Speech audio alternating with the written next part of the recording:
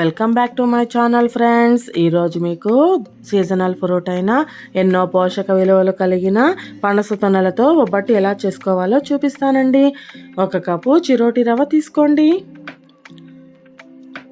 1 cup మైదా తీసుకోండి, కొద్దిగా పసుపు వేసుకోండి, 2 స్పూన్ల నెయ్యి వేసుకుని బాగా కలుపుకోండి. ఇప్పుడు కొద్దిగా నీళ్లు వేసుకుంటూ చపాతీ పిండి కంటే కొద్దిగా మృదువుగా కలుపుకోండి.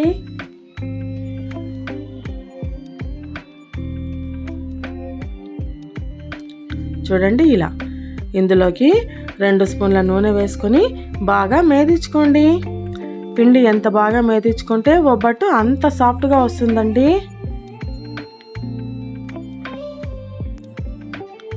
ఇందులోకి ఇంకో 2 స్పూన్ల నూనె వేసి 2 గంటల పాటు నాననివ్వండి.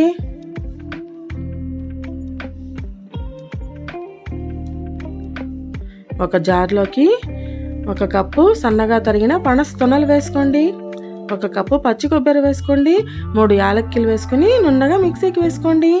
ఇదంతా ఒక బాండ్లీలోకి వేసుకోండి. 1/2 కప్పు బెల్లం వేసుకోండి, 2 స్పూన్ల నెయ్యి వేసుకొని బాగా ఉడకపెట్టుకోండి.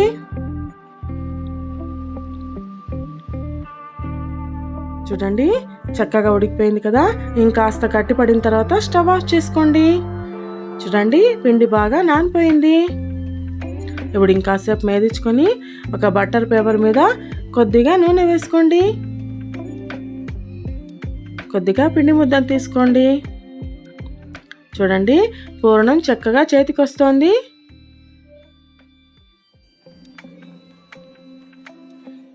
ఇప్పుడు ఇలా అంతా చుట్టుకోండి.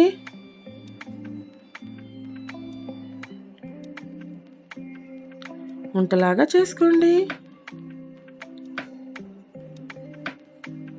నేను ఒబ్బట్టు తట్టుకుంటున్నానండి. మీరు కావాలంటే చపాతీ కర్రతో తిక్కుకోవచ్చు కూడా.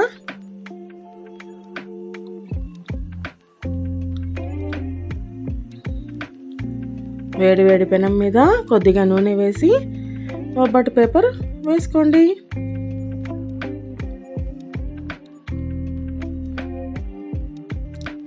చూడండి ఒబ్బట్టు రెడీ అయిపోయింది. మీరు ఒకసారి ట్రై చేయండి, చాలా బాగుంటుంది.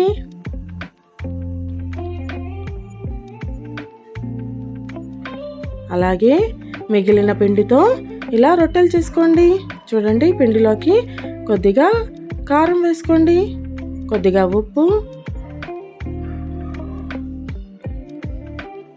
కొద్దిగా జీలకర్ర, కొద్దిగా కొత్తిమీర వేసి బాగా కలుపుకోండి.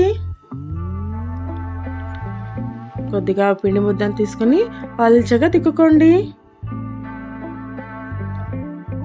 ఇప్పుడు వేడి పెనం మీద వేసి కాల్చుకుంటే తినడానికి చాలా బాగుంటుందండి, గరిగరిగా. మీరు ఒకసారి ట్రై చేసి చూడండి. నచ్చినట్లయితే please like, share, comment and subscribe.